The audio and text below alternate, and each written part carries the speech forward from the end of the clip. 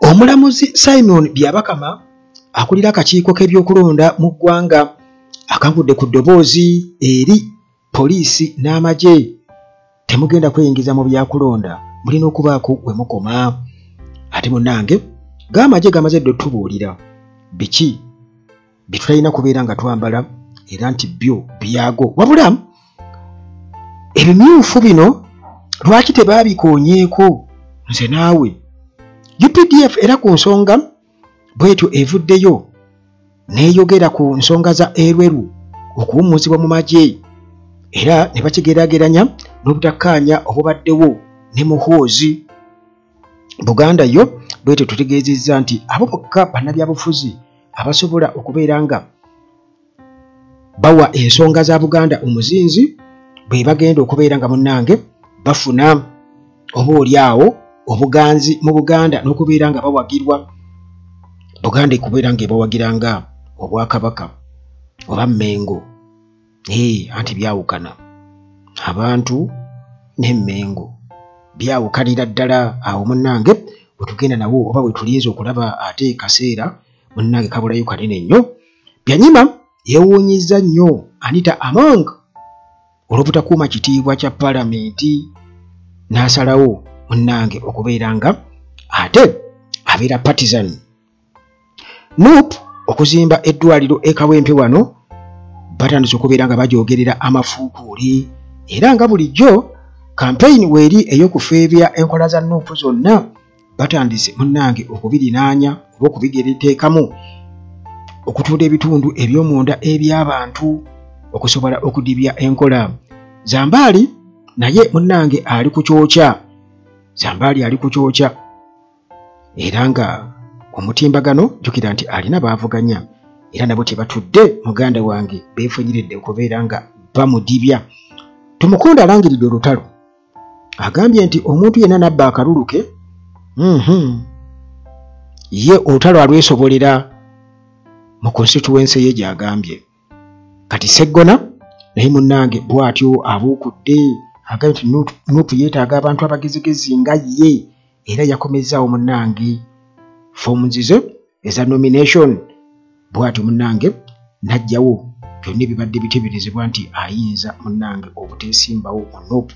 Ssemakadde agaanye omulimu gwa ddolo ate era ne ku nsonga endala ezimukumidde mu buwaŋŋanguse n'abaako byazoogerako ng'ayagala omulamuzi ali mu mitambo bw'omusango ogwo abiveemu. Ate Ministry of Works bano beegaanye era nga bano balabudde kampani ey'aba Russia ekwasaganya enkola eya EPS ku number plates ez'emmotoka nti tebaako munnange bakoze okulabula okw'amaanyi ku nsonga gyengenda okubeera nga nkulambululira bulungi ennyo wano era bwe ntyo nkulamusizzaako gwe bwe nampuliriza yeebaliko gyonna gy'otuusaako engalo Uganda Teraji mu kwesese nga bulijjo. Teweerabira aba Hillside View Apartments gye bali nnyo bali ku Kasozi Jani Ntebe Road gwe butuuke Namulanda Kitende Kajjansi buuza ejjanye ku church awo ogenda okusanga Hillside View Apartments muganda wange. Zino apartments nnyonjo nnyo ate nga zinyirira nnyo compound weeri tent weeri awo wabweru parking togimalaawo ate bw'ogenda munda mulimu ebisenge bisukka mu kimu eddiiro eddungi ekiyungu ekirungi wifi tevaako ate nga munnange n'amasannyalaze nago baagasalira dda amagezi tegavaako omulirwano mulungi nnyo ne security ennungi nnyo. First booking yosobola okufuna transport wabwereera okuleeta ku Hillside View Apartments bw'obeera nga tobeera wala naddala ng'ova ku airport. Maintenance Palace bano balina solar systems. Bw'oba yagala solar systems ennungi aba Maintenance Palace balina amataala ga solar, balina water heaters eza solar, balina water pumps eza solar, balina buli kimu CCTV cameras eza solar. Aba Maintenance Palace ne ttiimu esobola okuyambako okubeera nga eby'installing. Osobola bakwasa ekizimbe kyo ku nsonga ezo oba akeedi ne babeera nga bakuyambako. Balina ebyamasannyalaze n'ebyamazzi byonna byeba Maintenance Palace. Ate nga ne Timo Property Consultants Limited gwe wenna munaye ku nsonga z'ettaka oyagala gula ttaka oba kutunda ttaka ettaka etali kondoliito ate nga lya kyapa beba Timo Property Consultants Limited. Omusawo ye Dr. gy'ali nnyo nga bulijjo era abantu abalina ebirwadde eby'enjawulo bamweyunye enamba yenze njirina mwana gubo boyino obulwadde munnange leka kufana kirwadde eri abantu abali talented nga bo bano bakola research ku ndwadde endwadde ezitutawaanya nga balina solution kubanga bakola research ne bamukuguka ate nga bali talented mu kujjanjaba kati bujanguze nkwe namba y'essimu just wayogerezeganye n'omusawo kakati munnange asuubira okuba nga mwetegese dda mwetegese dda kakati munnange tusookere ndoza mu kakiiko ak'ebyokulonda Uganda Electoral Commission eno agavaayo ndowooza mu nkola ey'okuba nti abantu baleme kutunenya tetulinaako kye twayogera kakati munnange bw'ati omulamuzi Simon Byabakama yagaganudde Electoral Commission chairperson ono munnange alabudde amagye ga UPDF ne poliisi nti balina okubaako we bakoma ku nsonga z'ebyokulonda okweyingiza mu byokulonda batandikirawa bakomawa kubanga bwe twogerera tukimanyi bulungi nnyo nti amagye gatukakasa nti ge galina okukuuma okulonda ge galina okusala waani awangula n'atawangula we tuli essaawa eno kati munnange nga bwe nkutegeezezza nti Electoral Commission chairperson Justice Simon Byabakama bw'atyo munnange ajjukizza ebadde nga reminder ku nsonga ez'omulimu gwa security forces mu nsonga z'okulonda era kino n'akisimbako essira n'agamba nti nno waliwo constitutional limits mu ssemateeka akirambika bulungi nnyo wawe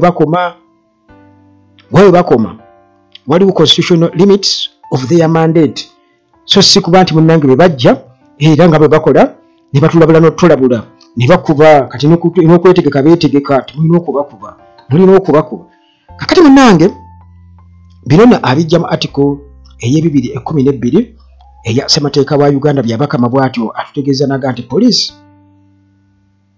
eno yeyali badde ekulemberamu agencies zonna okusobola okukuuma obutebenkevu law and order okwasisa amateeka n'emirembe era n'agamba nti nno eno poliisi eweebwa obuyinza okubeera ng'ekola ne security agencies endala oba security organs endala just omulimu gwe balina okukola kubeera nga basupportinga operations kugamba balaba buli kimu nga kitambula bulungi nnyo so si alabudde n'agamba not to take over so si kujja bawambe buwambi kanti nti be bakulira okulonda nga bwe kiri e Uganda era nga bwe twalaba wano mu kaduuke Kawempe North era nga bwe basuubira okubeera nga bakikola kati munnange bw'ati atutegeeza nti article ey'e212 eya constitution enyonyola bulungi nnyo omulimu gwa poliisi wamu n'okubeera nti nno ebawa liberty okubeera nga bakola ne security agencies endala okusobola okusupportinga oba okusupplementinga their role in maintaining law and order Byabakama bw'ati bwatutegeezezza kakati munnange era ono atukakasizza n'atugamba nti nno teri bantu batayambadde uniform ekisooka kwenyigira mu byakulonda nti beefula nti bakwasisa amateeka naddala mu kalulu ke tugenda mu 2026 era n'alabula bonna abagenda okubeera nga bakyetabamu bafe nnyo ku kitiibwa ekya polling environment kirina okubeera preserved balimu kutuukaawo okukuba bantu beggo kutuuka kubamenya amagulu nga bazze bambadde obukookolo nga bwe batera okubeera nga bakola naye yayikyogeddeko n'ekyokuleeta emmamba mu Kampala kuba tugenda kulaba emmundu nga bazikuluumululuziiwa mu bibuga byonna gwomanyi ze baafuula city Katiba Mukono Jinja buli wamu gwe Masaka bagenda kuba baleetayo emmundu nga mpitirivu n'abasirikale nga bali awo okukosa n'okubeera nga bakuba abantu n'okuwamba abantu kakati munnange bw'ati akakasizza n'agamba nti no member of the security services should overstep their mandate or interfere with activities at polling stations. Munnange kino munnange abantu abakitunuulira bakirabanga ate alinga kwegamba alinnya mu kkubo lya mukama we General Museveni okubeera nti munnanga nti ekyakikozesa nnyo okusobola okulakakasa nti ddala mu butuufu yalangirirwa kakati munnange niwakubadde kino bakikoze oba oli awo nti Lukola General Museveni okubeera nga azza abantu emitima okuboostinga confidence yaabwe kubanga byabakama ne General Museveni bebamu oli agamba bugambi yessa ndowooza mugeti kati gamba bwotyo yogera bwotyo naye byonna bino tugenda kuba tubiraba kubanga bagamba action speaks louder than words okitegeera katugenda kuba tubiraba wali mu kulonda tewali kwekwasa yadde niwe munaagira ne mukola mutya ati munnange akaze kafiira ku mugumba bwe bagamba kakati munnange twakitegeddeko kubanga jjukira nti nsuubira okubanga bebimu ku bigenda okukubya abantu emiggo kubanga already General Museveni yataddidde omukono ku tteeka erya UPDF ekyo munnange twakitegedde dda UPDF Amendment Act era nga eno yafuuse dda etteeka kati muno bamaze dda okubeera nga balambika biki tulina kubeera nga twambala era kalazi bazirambise bulungi nnyo gwe muganda wange ampuliriza mbadde nkusaba ogenda ozinoonyerezeeko zitegeere kubanga oyinza obutazitegeera kubanga mulimu boots bagamba boots engatto z'amagye tulabye bano abaana abaali bagenze Iraq balina engatto ezo zonna munnange tebazikkiriza emisipi begamanga gw'amagye oba gwefaananyiza ogw'amagye simanyi enkofiira barrets naye wano boogedde ku specific colors naye colors ze boogeddeko red sigirabyemu kubanga batuwadde ebifaananyi okusobola okulaba ki kye bategeeza naye emmyufu sigirabyemu babalaka ki era ne batugamba nti nno munnange nti basivilians abasangibwa n'ebintu ebyo boogedde ku bintu ebiwererako ddala boogedde ku ceremonial and ranger boots military belts with national symbols lanyards and forage caps camouflage baseball caps mu bracket woodland and desert colors army helmets and barrets kati wano wenasinze okutunuulira ennyo kubanga batugambye army helmets and barrets ne boogera ku green ebikofiira ebyamagye n'ebukofiira buno bu barrets nabiri bye helmet ebikofiira ebiyitayita mu masasi ne bagamba green black and sky blue ebyo byabwe green black and sky blue naye teboogedde ku red oba bagambye waaye ataba ku bulungi afaawoza kakati ne boogera ku army green gum boots ezo boots z'amagye ndowooza tuzimanyi ffenna teri muntu atazimanyi kakati munnange bano be batyo nga batukakasa nti engoye eziriko obubonero obw'amagye kitegeeza nti kati bwe tulaba abavubuka ba Nuupu nga bafuuti soldiers bambadde ennota n'ezeccepe ebyo ebyona bigenda kuba bibakwatibwa naddala nga tugenda mu kalulu kano naye teboogedde ku red kitegeeza nti ovulo eri mu mateeka kabareti kali akaliko simba eya Nuupu awo eninze kubanga batugambye army helmets and barrets green black and sky blue kakati munnange tulinze ndowooza era bina tugenda kuba tubiraba kubanga awo wetwolekera wennyini awo naye nga nze nsigadde ndi confused mu kwa katono kubanga abasajja teboogedde ku red barret ne ovulo teboogedde ku red okay ne yero ndowooza ye oyo etalibeera na buzibu bwonna kati munnange tubale tuli awo UPDF nevaayo okubeera ng'etunyonyina ku nsonga z'erweru UPDF evuddeyo nebeera ng'etunyonyina ku nsonga z'erweru kubanga bakirabye nti kino kirabika kibaswazizzaamuuko ng'abantu bakirabira ddala nti erweru yagobwa lwa butakkaanya oba balukawo wakati we ne muhoozi n'atuuka n'okubeera nga amuvuma okubeera bafuuni kakati munnange UPDF bwetyo nevaayo nga etukakasa ku nsonga eno. Kati munnange bano aba Uganda People's Defence Forces mu kukola official statement eno nga bagezaako kubeera nga munnange batubuulira tugamba ebigambo ebibadde byogerebwa ku retirement eya Lieutenant General Peter Elweru, era bano munnange nga bagezaako clarifyinga okubeera nga batunyonnyola akakwate akaliwo oba connection wakati wa General Muhoozi Kainerugaba ne Elweru. Era bano batugambye nti bino byonna munnange bakikoze wa kino statement eno bagikoze olw'ensonga lw'engambo ezibungeesebwa bo ze bayita engambo nti Elweru okugobwa mu magye oba retirement ye kyava ku bunkenke obuliwo oba obubaddewo wakati wa Muhoozi Kainerugaba nga Chief of Defence Forces ne Elweru kennyini. Kakati munnange erinnya Elweru bwe yalabikira ku lisiti eyabo 1,300 officers abali scheduled okubeera nti nno munnange baretayingibwa July 2025. Waliwo ba individuals nga nange mwende naawe mwoli abaavaayo ne bagamba nti ono tanaweza myaka gya retirement kijja kityo okubeera nga munnange ate bw'atyo asindikiziddwa okubeera nga ava mu magye. Kati munnange bino byonna byava ku nsonga nga bwe nkutegeezeza nti obutakkaanya wansi wakati wa Muhoozi, kubanga obutakkaanya obutuuka n'okubeera ng'ovaayo ovume. Yavuma Bafun n'avuma muganda wange, era munnange mu kubeera ng'amulaba nga ddiikuula kwegamba atakola makulu gy'ali n'atuuka n'okumugamba nti wali baddodduka n'otuukira ddala wala obugulu bwo gye busobola okubeera nga bakutuusa. Ebyo kitegeeza nti munnange adduke ekibambulira.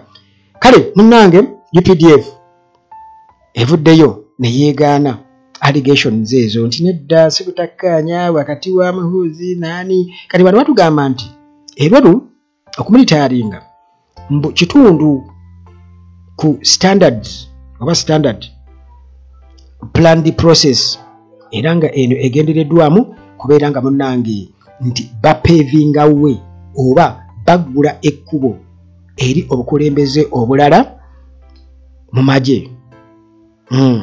Mbu tewaliwo personal conflict yonna oba hidden agenda behind the decision.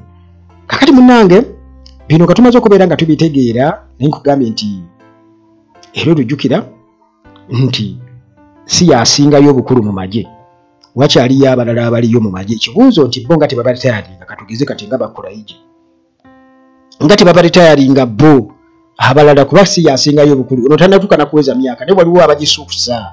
Ekyo muganda wange temusobola kubeera nga mukiwona mwerimbe mwekka, naye era nga bwe kiri nti nno bw'obaawo official ova mbu official mbu balina okukyadressinga. Ekituufu kyo kiri nti munnange omusajja yagobwa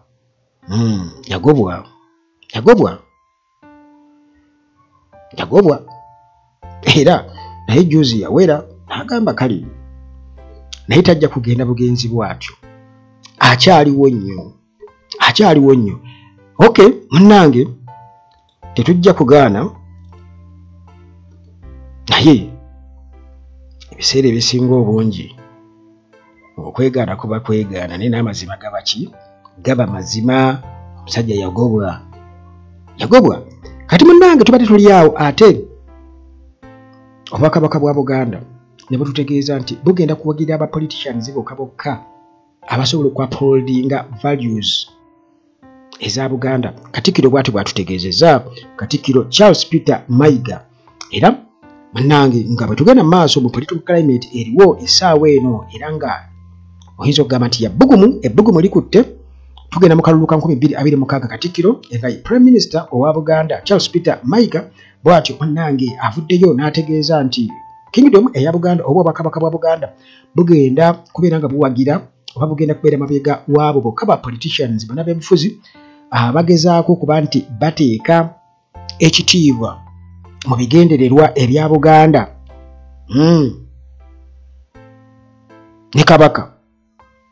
Kakati munnange bino byonna byogedde abadde wali Mengo. Abadde Mengo era nga wabaddewo omukolo gw'oku receiving oluwalo kugamba abantu bawaayo ssente contributions voluntarily, so si byalukako. Just nti gw'owulira okwatibwako ennyo oyagala obwakabaka bugende mu maaso owaayo kye bayita oluwalo. kakati munnange abadde nga afuna oluwalo okuva mu bantu b'Essingo ne Kyaddondo mu masaza ago. Katikkiro bw'atyo n'ayogera ku nsonga eyo. Bw'atyo n'ayogera. Kakati munnange ng'amaze okubeera ng'abyogera nga bwe nakutegeezezza nti abantu balina okumanya ebiseera ebisinga obungi tulina okumanya abantu baagala ki, kubanga ati bwe tuba twogera ku nsonga ez'ebyobufuzi oba obukulembeze wano mu Uganda tuba twogera ku Uganda n'abantu abalala abagirimu era n'ebigendererwa oba oli awo ebya Buganda byo nga byo n'abantu baba balina okuba nga babikuba mu ttooki abo kuba kati statement singa mutunde ku ttaka mufune ku ssente mukole mutya era n'abantu babeera babiwulira babeera babiwulira bingi nnyo n'ebirala. Kakati munaye katusabe abantu mulanga baguwulire oba kibe ne impact eri people power. Kakati munange Winnie Byanyima yayambalidde speaker Anita Among n'amugamba munnange etteeka ne biri babbi nga bwe wagambye nti mujja kuba mmwe mujja kukola Museveni kyayagala. Winnie Byanyima n'agamba Anita abadde ki? Kakati munnange Anita Among ono yavaayo openly n'adeclaringa unwavering loyalty to General Museveni even if it means supporting harmful laws. Nti ye munnange buwulize nnyo eri General Museveni ne bwe liba etteeka bbi nga ligenda kuba likosa abantu bbi nnyo ye ajja muwagira tewali kirala kyonna. Kakati munnange kino munnange ne kireetawo embeera enzibu ennyo nga atuuka n'okubeera ng'agamba nti Museveni amulaba nga Katonda we wookubiri era n'agamba nti mwetegevu okukola buli kimu kyayagala. Ebyo yabyogera gye buvuddeko emabega eri. Kakati munnange bino ng'amaze okubeera ng'abyogera abantu ne beewuunya nnyo era bikulu nnyo okubeera nga omuntu akimanya nti mu butuufu kibi nnyo nga executive director owa UNAIDS Winnie Byanyima bw'akinterpretinga agamba nti ebigambo nga bino ebijjudde okwekubiira mu byobufuzi okuzannya ebyobufuzi eby'ebibiina bino munnange biyisa olugaayu mu demokurasiya wa Uganda wamu ne principles of separation of powers. Kubanga kati essiga kati nga Anita Among lyakulira terisobola kubeera nga ate lizinda kontoli ey'executive okulira parliament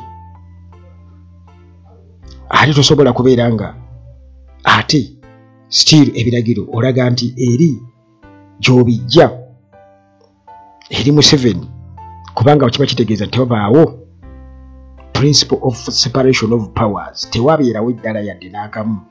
Kale munnange ekintu ekyo kyewuunyisiza nnyo abantu era akantu ako mulina okuba nga mukatunulira. Naye kati bino byonna Anita Among muganda wange alina okubikola kubanga ayagala nnyo okubeera nga addamu okwesimbawo baleme kubeera nga bamukomyawo ku nsobi z'akoze ennyingi ennyo era bingi bye bayogera ne General Museveni era ne bagamba nti waliwo ebingi ebiri wakati waabwe. Yali ono agenda okwesimbawo Bulola agenda okwesimbawo Nakawa yatutegeeza nti Anita Among ne Museveni balina ebintu bingi nnyo ebiri mu makati waabwe awo bingi nnyo. Kakati munnange eyo nga tuvuddeyo just ebadde reminder kubanga munnange Uganda yattu eno abantu beetaaga okubeera nga bamanya nti oli ne bwajja kati essaawa eno yakwesiiga kazigo essaawa eno yakusiiga kazigo bannaffe ffe tuli bwe tuti twetonze tukoze tutya bannaaye. Kakati munnange kaweefube ow'okudibya Nuupu jjukira nti ne Nuupu nayo yeerwanyeeko nnyo naddala okubeera ku ground era ng'ekoze ebintu bingi nnyo abantu kwe balina okubeera nga bategeerera ddala nti singa bano bakwata obuyinza basobola munnange basobola okutambuza ekintu. Kati munnange ne wabaawo section y'Abannayuganda abeefuula okuba nti bye balumirirwa Katonda atuyambe babeere bannayuganda abaddala. Naye kati bano Nuupu jjukira nti gye buvuddeko yaggulawo eddwaliro wano e Kawempe North, era nga batukakasa nti ze zimu ku nteekateeka eza Erias Nalukoola Luyimbaazi gwe baakamaamula mu Paalamenti, era ne mu bitundu ebirala bazimbeeyo amalwaliro. Kati bano balina enteekateeka ey'okubeera nga bazimba amalwaliro amanene mu disitulikiti, era nti nno awo bajja kuzimbawo n'obulwaliro obulala obutonotono obusobola okubeera nga buyambako amalwaliro gali. Kakati ekyo bazze bakikola. Eri example gye nnyinza okuwa wano e Kawempe North gye bajje bazimbewo nti waliwo n'eddwaliro bagezako kuzimba e Magere, awo pulaani weeri. Kakati bunnange bwe batyo abampembe ne baba ku mutimbagano bagezako kubeera nga bakikuba. Kati kino bagezako tukakasa nti Nuupu erina pulaani mbwe erina abagiteekamu ssente, era nti bano B'Amerika bagamba nti waliwo kampani oba organization mu America eyitibwa Biological Resource Center BRC, nti eno gye buvuddeko yafuna obuzibu mu America, ne batuuka n'okubeera nga bagiggala n'okugiweesa fine mbu olw'okukusa ebitundu by'abantu eby'omunda. Kakati nti nga bakoze amalwaliro gano amanene ne clinics zino, bano kye bageza kututegeeza nti wano e Uganda nti Nuupu mu bagenda okuba nga bakuŋŋaanyiza mbu ebitundu by'abantu eby'omunda babitwale wabweru. So nga ate tukimanyi bulungi nnyo baani abeetikka ebitundu by'abantu eby'omunda. Mujjukire mu kwekalakaasa kwe baategeka obutegeezi okwaliwo nga 18 20 Novemba nti buli muntu gwe baakuba essasi omulambo nga bagwetika bagutwala. Buli muntu gwe baakubanga essasi nga omulambo bagwetika bagutwala. Bw'oba tonnafa obwongo tebunnafa bajja bujjamu babutwale. Bw'oba tonnazikira bajja kujjamu n'ebirala byonna babitwale, kidini, ebiwumba n'ebirala. Era tubadde tukimanyi nti bizinensi eyo nga Tamale emirundi bwe yatutegeeza terangako, kubanga eyo bizinensi baajanjanga ne Nuupu tena bakubeera nga ebaawo oba Bobi Wine nga yakajja mu Paalamenti. Bizinensi ey'okukusa ebitundu by'omunda nga weeri wano. Kati essaawa eno bagezako okubeera nga bagikwata bagiteeke ku Nuupu. Bagiteeke ku Nuupu, era nti aga amalwaliro ge bazimba nga bagezaako okubeera nga basiiga enziro nti aga amalwaliro kati nga lyo lye baguddewo wano e Makerere e Kawempe eriyitibwa EKSEL Medical Services mu Kawempe, nti lyerimu kwago mbu mwe bagenda okuyisizanga okukusa ebitundu by'abantu eby'omunda. So nga ate munnange eyo enkola, kuba kati jjukira nti Nuupu waliwo abaagamba nga muyinza okusobola okukola kimmwe, muyinza ozimbayoko oluguudo lumu, abamu ne batuuka n'okwetika obusawo bwa sementi, ebintu ebyabookya. Kati enkulaakulana bw'etyo nga bano tebaana bakubeera nga bajja mu buyinza, nabaana okubeera nga bakuba pulaani ey'amalwaliro. Already road network baagitubuulira dda bagirina, era ne ssente we ziyinza okuba baazitubuulira dda nti gwe just mu myaka 5, fact yagamba myaka 6, ssente eziddirwa obubibwa mu nguzi zimala okuzimba road network eya Uganda. Nti buli luguudo bonna boolabalaba mu nda yonna babeera babuzimbye. Kakati ebintu ng'ebyo bano basaba accountability, naye ate balemereddwa okubeera nga basaba accountability ku abo ababba ssente, kubanga bo balowooza nti kati Nuupu yali badde ezimba churches nga bw'olaba Sam Kuteesa bwe yakola oluvannyuma lw'okubeera nti nno yajjanjabibwa ebweru. Kati bwe yajja e Uganda fajja kuzimba amalwaliro yazimba church. Baagala okubeera nti nno banoonyereza mbu ani abeera ateeka ssente mu Nuupu. So nga ate munnange bandibadde bakola okunoonyereza lwaki NRM ena poor performance, lwaki omululu gwayitirira. Tebaagala bantu balala bonna kubeerako kalungi ke bafuna, Kakati munnange propaganda ng'oyo ali malicious nti bwe tutunuulira kati ministry y'ebyobulamu yonna eremereddwa okubeera nga supervisinga health services mu Uganda. Kakati omuntu ate avaayo n'alaba nga bazimbye wali akalwaliro, kati olubbu ne batandika bagenda kukusa bitundu byamu. Nga bw'olaba Eritu Mwine yali minisitule wa security bwe yatugambanga nti eyo red movement eyo yabakanywa musaayi n'ebirala ebifaanaganako bwe bityo. Kakati munnange era still mu mbeera efaanaganako bwetyo gye nsuubira okuba nga nzibuzibu tutunuulidde akalulu 226 era nomination forms zimaze okubeera nga ziggyibwayo n'okuzzibwayo.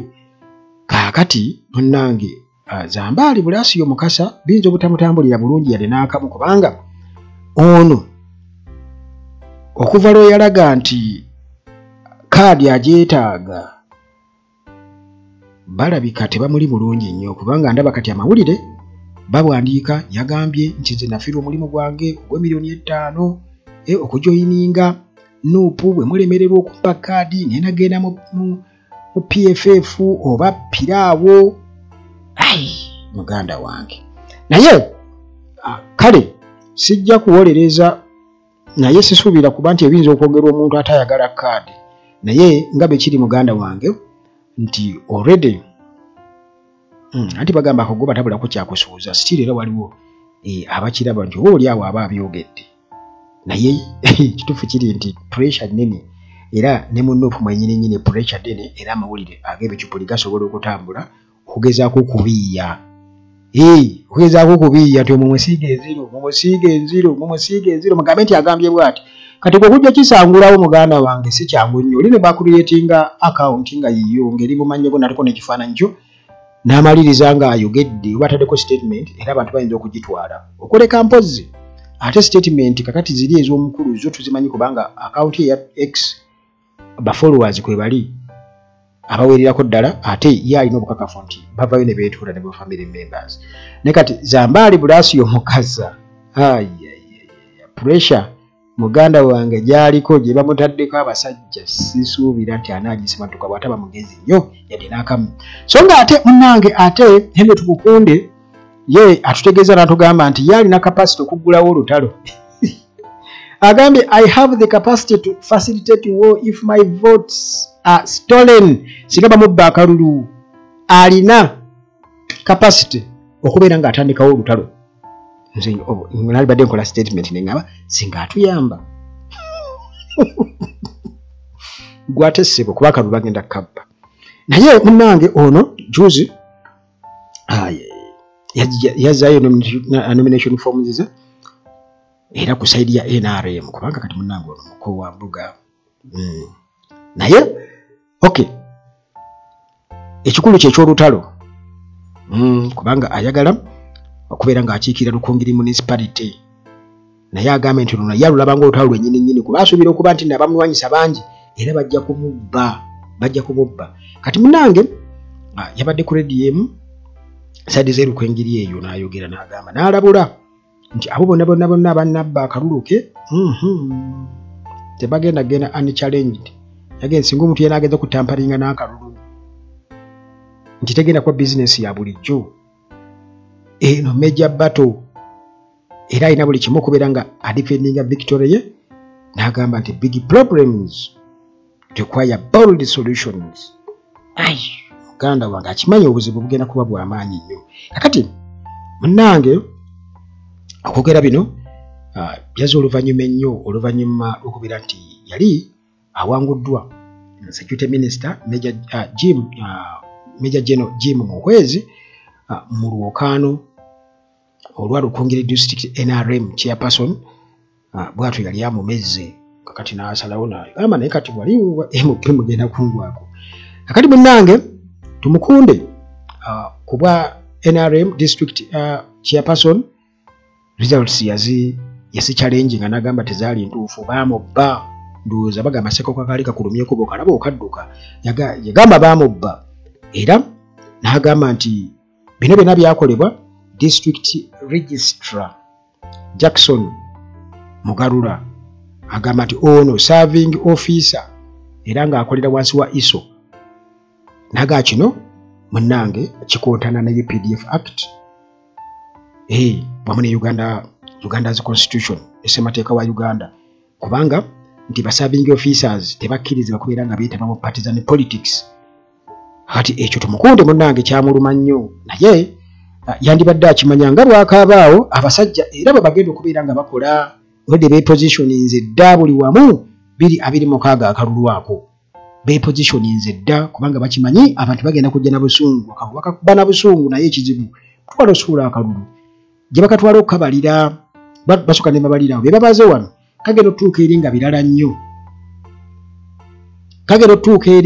nnyo kubanga agamba nti nno ebintu nga bino byaliwo ko n'agamba nti 2024 kooti yatuuka okunalifayinga a similar election in Abim district due to military interference era n'alabula nti munnange tulina okuba nga tufanyeko integrity eya Uganda's democratic process kubanga eri at stake kakati ebyo nga bwe nkutegeezezza nti ono mu kukaaba ye kale ayinza okubeera favored naye nga bw'obiwulira bw'abikaabaawo muganda wange abasajja beewera nti kigenda kusukkamuuko kakati munnange tuba tuli awo seggona bw'atyo kali amaggwa ono munnange yakomezzaawo nomination forms era kino ne kigalawo eŋŋambo ezibadde zigamba nti munnange ayinza okuva mu Nuupu n'agenda ewa mukwano gwe Mpuuga kale bw'ati munnange yazikomezzaawo era n'agamba nti Nuupu kibiina kye era n'agamba nti ebisigadde byonna background noise seggona bw'ati bye yagambye bannamawulire oluvannyuma lw'okubeera nga awaayo forms ze jjukira nti munnange wabaddewo nnyo bagamba allegations naddala Mpuuga ku 5 nga bagamba seggona yagaana okubaako kyayogera okuvaayo era n'akakasa nti oli munneenfanfe era yali tasobola kubeera nga mubamu naye kati yagambye nti munnange Nuupu yeetaaga abantu abagezigezi kati nga ye okubeera nga munnange babawa jjukira nti ebisanja ndowooza 3 byakabeera mu Parliament bwe mba seerabidde kiba kitegeeza agenda mu kisanja kyakuna katumusabire munnange katumusabire naye nga Busiro East abantu nalabye Magoola naye yazeemudde okutimba Magoola babakuba ssente waliwo wano yaŋŋamba nze luli nali ku sayidi ya Magoola naye oyo nalyayokko ssente eziwera miliyoni 2 ewa Magoola naye this time yaŋŋambye naye kati mwavu talina ssente kale bw'ati munnange seggona yagambye nti kyemwabala okugamba ekibiina tekyagala bantu bali qualified mutunule okwetoloola look around ku bantu abalala beetoloddewo era nange muntunuulire era agamba ne CV yange mugitunuulire n'agamba nti mmwe mwagala okwerimba nti nno waliwo omuntu yenna alina achievements oba alina CV eringa eyange kale munnange nti oba oliawo ekibiina tekisaana kuleeta abantu bali disqualified kale awo teri muntu oba oliawo amusinga kubeera nti yasaanidde okubeera ng'akwasibwa omulimu ogwo era n'akakasa nti munnange akomyewo ate ye Ssemakadde talina bigambo birungi eri Chief Justice era atuuse n'okubeera nga munnange agaana omulimu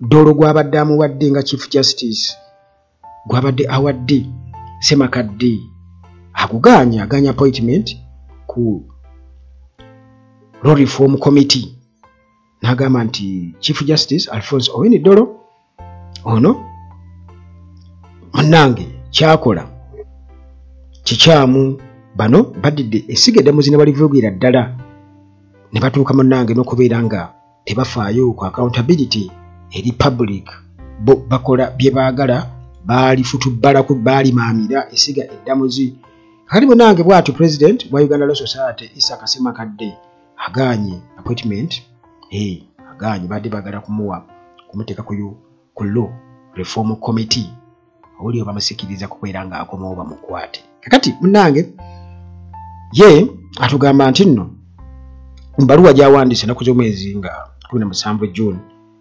Ssemakadde ategeezezza naga nti ŋŋaanya appointment eyo ŋŋaanya omulimu ogwo era nga alifaaringa ku Chief Justice agambye nti ebikolwa byo mu